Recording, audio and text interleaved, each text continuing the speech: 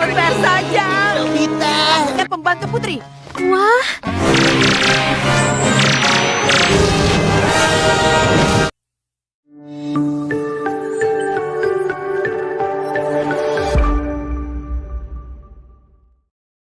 Hai semuanya, kembali lagi bersama Hirka Harika. Kali ini, Mimin bakal bawain alur cerita dari Doraemon yang berjudul Munculnya Makhluk Halus. Dan gak usah berlama-lama lagi, inilah alur ceritanya. Di suatu hari, Nobita, Giant, Suneo dan Shizuka tengah duduk bersama. Di sini, mereka tengah membicarakan terkait liburan. Dan saat itu, Suneo mengajak Nobita untuk ikut liburan bersama. Bahkan, Suneo juga mengajak Doraemon untuk ikut liburan. Namun setelah Nobita pergi, Suneo dan Giant terlihat tersenyum dengan penuh arti. Nobita pun pulang dan memberitahukan hal itu kepada Doraemon. Nobita merasa bahagia, karena mereka mau mengajak Nobita liburan bersama. Singkat cerita, mereka pun tengah berada di perjalanan menuju hutan yang hendak mereka kunjungi. Awalnya, Nobita merasa bahagia dengan hal tersebut. Namun saat di tengah jalan, Giant mengatakan, jika villa yang hendak mereka kunjungi, dahulunya pernah angker dan terdapat sosok hantu yang menunggunya. Mendengar hal itu, Nobita pun menjadi ketakutan.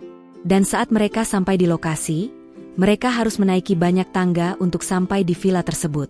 Namun, karena Nobita merasa ketakutan, Nobita pun menjadi lambat di perjalanan. Doraemon yang melihat hal itu pun mengerti, jika Nobita tengah merasakan ketakutan. Doraemon kemudian mengeluarkan sebuah alat, di mana alat itu berguna untuk menghapus memori seseorang dalam 10 menit ke belakang. Doraemon pun melakukan hal tersebut, sehingga Nobita lupa akan hal buruk itu. Alhasil, Nobita menjadi semangat dan bisa sampai di villa paling pertama. Bahkan, Shizuka pun memuji kegesitan Nobita yang mampu menaiki tangga yang sangat banyak dengan cepat. Saat mereka semua telah sampai di lokasi, mereka terheran-heran karena villanya kosong. Saat itu, Giant menemukan sebuah surat yang menjelaskan jika pamannya atau si pemilik villa tengah pergi. Membaca surat itu membuat Giant memiliki ide untuk mengerjai Nobita. Giant pun mengatakan, jika di sini, mereka akan bertemu sosok hantu tersebut. Saat itu, Giant menakut-nakuti Nobita jika bisa saja, hantu penunggu villa itu muncul. Bersama dengan hal itu, Giant meminta Nobita untuk menimba air, Doraemon memotong kayu dan Shizuka yang memasak. Saat Nobita hendak menimba air, ia melihat Doraemon yang tengah santai. Nobita pun mengingatkan jika saat itu, Doraemon harus memotong kayu bakar. Ternyata, Doraemon tengah menggunakan alat duplikat, dan yang sedang memotong kayu adalah duplikat Doraemon. Namun Doraemon belum ingin meminjamkan kepada Nobita karena benda itu hanya ada satu. Nobita pun memiliki ide untuk meminjam alat penghilang ingatan kepada Doraemon.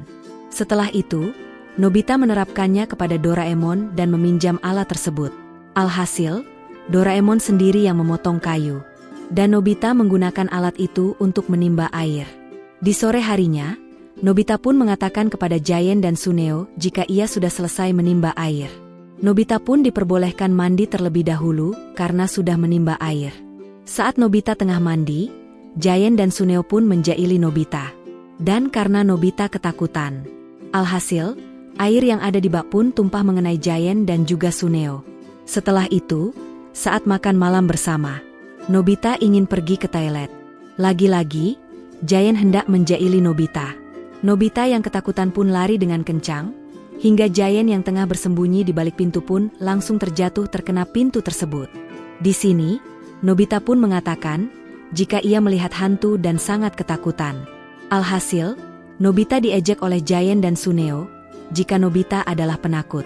Nobita pun kesal karena dibilang penakut dan memutuskan untuk meminta bantuan alat duplikat. Ia ingin menghantui Giant dan juga Suneo.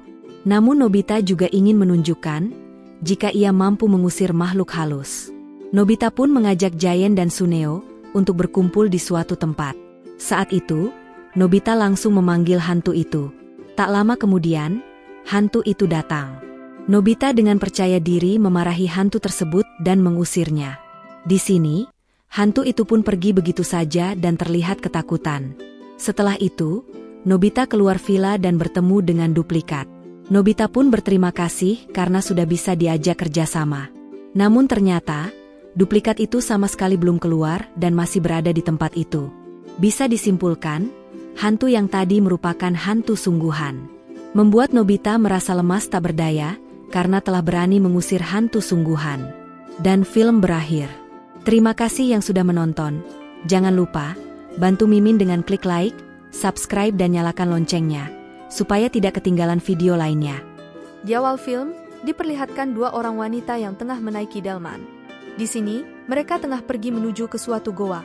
Mereka pun bertemu dengan kanjeng penunggu goa tersebut. Setelah itu, mereka berdua mandi dengan air kembang 7 rupa. Kanjeng pun mengatakan, jika setelah ini, maka alam yang akan memilih salah satu di antara mereka. Seketika itu, sebuah daun jatuh di pangkuan Handini. Maka, Handinilah yang terpilih mengemban tugas tersebut. Singkat cerita, Handini menjadi seorang sinden yang sangat menawan. Banyak warga yang terpikat dengan kemolekan Handini. Saat Handini tengah menyinden, terdapat seorang penonton yang mati karena terkena gigitan ular. Pria itu merupakan orang yang pernah berhubungan dengan Handini. Di sini, Handini sengaja mengorbankan pria itu untuk menjadi persembahan tumbalnya. Di tengah-tengah penonton terdapat anak Handini yang bernama Ningrum tengah melihat pertunjukan ibunya.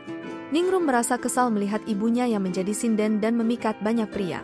Dikarenakan, sudah banyak pria yang sering datang ke rumahnya untuk berhubungan dengan ibunya. Di keesokan harinya, Handini pergi ke pasar, namun saat di pasar, banyak ibu-ibu yang membicarakan Handini karena kelakuannya. Di sisi lain, seorang pria yang baru saja meninggal tengah dimandikan. Anehnya, jasad pria bernama Pak Agus yang baru saja meninggal dan mengeluarkan bau yang tidak sedap seakan telah meninggal lama.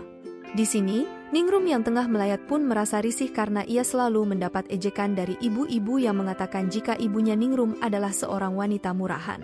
Di sisi lain, terdapat 3 orang pria yang pergi ke rumah Handini. Di sini, mereka meminta semua barang milik Pak Agus yang masih tertinggal di rumah Handini. Handini kemudian memberikan koper milik Pak Agus kepada 3 pria tersebut. Ternyata, para warga telah mengetahui jika Pak Agus meninggal karena baru saja berhubungan dengan Handini.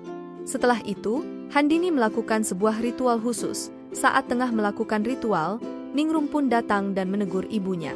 Ia mengatakan, jika ia merasa malu karena sering menjadi bahan perbincangan warga. Ningrum meminta ibunya untuk berhenti menjadi pelakor serta wanita murahan. Ningrum juga menanyakan siapa ayahnya yang sebenarnya. Namun, ibunya enggan menjawab pertanyaan Ningrum. Pagi harinya, Ningrum tak sengaja menabrak Jarwo anak buah dari almarhum Pak Agus. Jarwo pun marah dan menahan Ningrum di pinggir jalan. Untungnya, datang Jalu dan menolong Ningrum. Bahkan, Jalu mengantar Ningrum pulang ke rumah. Sesampai di rumah, Jalu disambut baik oleh Handini. Di sini, jiwa-jiwa gatal Handini pun muncul dan mulai menggoda Jalu. Kebetulan juga, Jalu merupakan anggota dari sanggar tempat Handini nyinden. Di malam harinya, Handini melakukan ritual untuk menandai Jalu sebagai korban selanjutnya. Setelah itu, Handini tengah membicarakan korban selanjutnya dengan adiknya yang bernama Sumirah. Adiknya mengatakan, jika korban selanjutnya harus sesuai dengan kriteria. Akan tetapi, Jalu sangat jauh dari kriteria. Setelah itu, Handini memberi surat kepada Jalu. Di dalam surat itu, Handini meminta Jalu untuk menemuinya di kebun pisang. Di sisi lain, terdapat seorang pria dari negara Malaysia yang menanyakan rumah Handini kepada seorang pria bernama Yanto. Yanto pun mengira jika pria itu adalah suami Handini atau ayah kandung Ningrum.